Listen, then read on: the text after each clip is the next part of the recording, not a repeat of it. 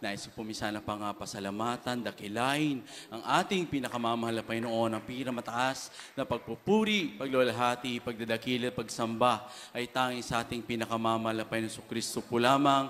And I give double honor and respect to our dearly beloved Noble Evangelist Williams Radalmeda, the end-time prophet of our loving God, at patuloy po nating inaalala ang mga ginawang aral at turo ng ating beloved Honorable St. Pastor Vlad Maventir, sa lahat po mga butihing mga anak, grandchildren, children-in-law, great-grandchildren, sa lahat po ng ating mga beloved preachers, beloved pastoral workers, prayer warriors, sa ating mga minamahal, mga bisita, baguhan sa umagang ito, sa hapong ito, mga minamahal, tunay sa ating mga live webcast viewers, welcome po kayo sa ating balalagawain. At tunay nga mga minamahal, tunay nais ko pong sariwain ang kabutihan ng mahal na Panginoon. Amen? Tunay nga ang isang himala ang nangyari, mga minamahal. Hallelujah. Tunay nga mga minamahal, ito po ay sariwang-sariwa, mga minamahal. At nung galing po kami sa ating banal na gawain, sa dako po ng Bilironet, Pastoral House, sa dako po ng Novaliches, at kami po ay na-assign magturo para po magsagawa dito po sa ating banal na gawain, sa ating pong church anniversary. Alam niyo mga minamahal, after po namin mag-prepare ng aking beloved wife, tunay nga mga minamahal, sinabihan ko po ng aking mahal na anak na magpahinga na mga minamahal. At mga minamahal at tunay nga mga minamahal, hindi lingid sa inyong kaalaman, mga minamahal, na minsan ating mga anak, dala ng kabataan, sila po ay babahaginan ng mga makasanlibutan na pag-iisip. Hallelujah, praise the Lord. Doon nga mga minamahal, nais ko nga pasalamatan ng mahal na Panginoon. Dahil mga minamahal, nung sinabihan ko po ang aking beloved son, na ang pangalan po niya ay Jan. Mga minamahal, sabi ko po ay magpahingin at matulog dahil maaga po kaming luluwas patungo po sa lugar na ito. Amen. At ang mga minamahal, siya po ay natulog na naman po pagkatapos niya pong kumain. Mga around po yun na mga, hindi po ako magkamala, 11. So kumain pa po siya. At yung mga minamahal, at dahil minsan mga minamahal, siya po doon natutulog sa aming kwarto dahil ang kanya pong hinihigaan mga minamahal ay double deck. Ang kuya niya po ay nasa ibaba. Siya po yung nasa ibabaw, mga minamahal. At tunay nga mga minamahal, ang pangyayaring ito mga minamahal ay sariwang-sariwa po lamang mga minamahal. Kaninang mga 2:30 ng madaling araw, sa himbing po ng tulog ng aking anak, mga minamahal, nahulog po siya sa double deck, mga minamahal.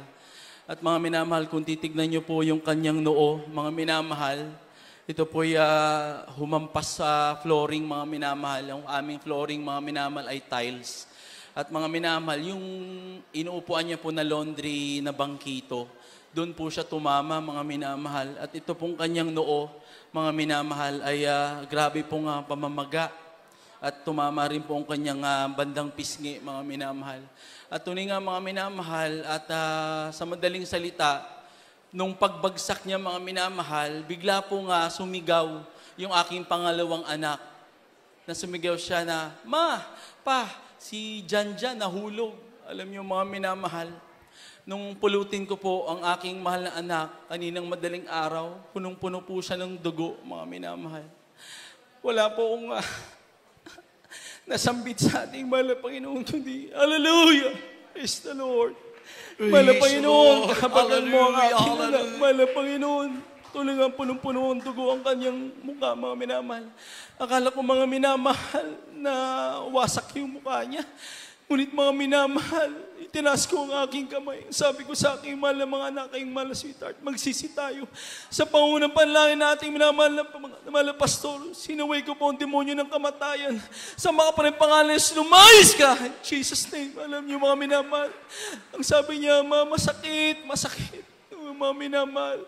Patuloy kaming nagsumamo, nagpuri sa ating mahal na Panginoon. Alam niyo mga minamahal, Diyos ay buhay. Praise Siya'y the Lord. tumikinig ng panalangin. Hallelujah. Thank you, Jesus. Mga minamahal, hindi lingid sa inyong kaalaman, mga minamahal, ang ating mga minamahal na mga kabataan. Minsan sila po ay sa kanilang pag-aaral, ang kanilang mga kaklase, mga minamahal, Ito pong aking anak, kakakasampa lang po niya bilang youth choir.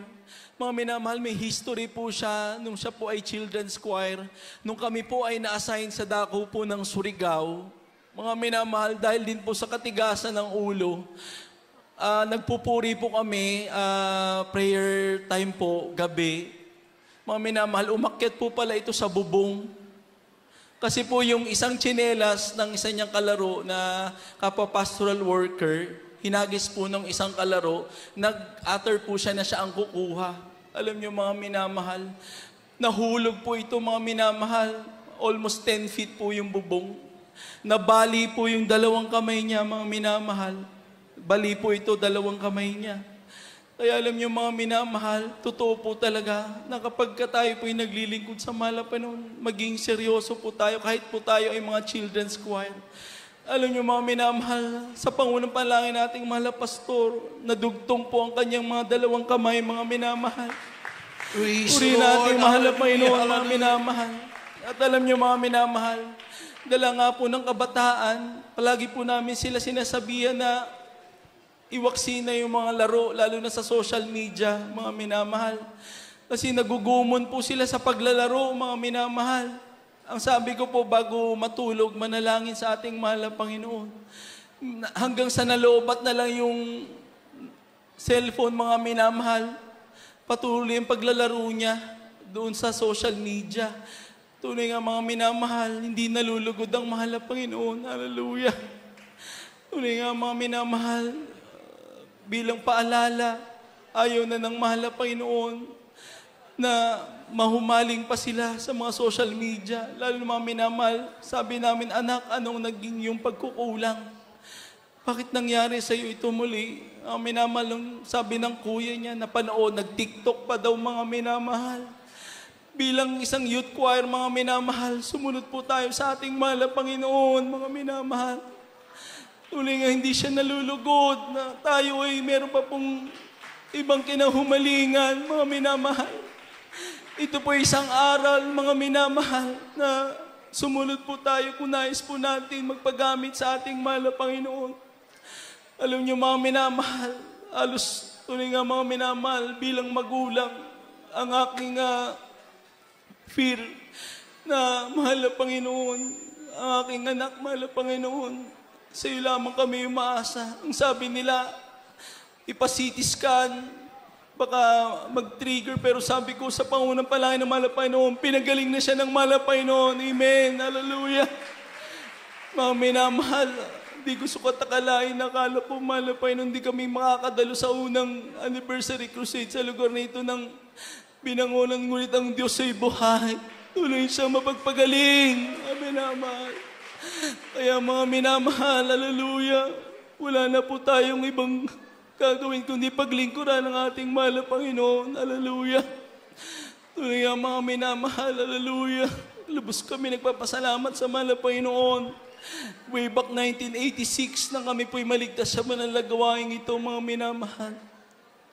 Ako rin po'y nasa kabataan pa ng mga oras na yun. Ako po'y nagpupuri, nagpapasalamat sa mahal na Panginoon, hindi man karapat-dapat.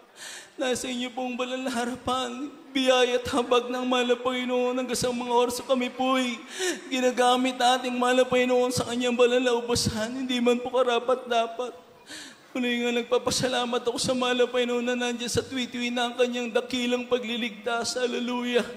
Wala po kaming may gaganti sa mahal na Panginoon. Hindi siya aming paglingkuran. Walang aming buhay upang ipagbigay pasalamat sa mahal na Panginoon. Aliyah ang lahat ng pasasalamat, kapurihan para sa ating mahal na Panginoon.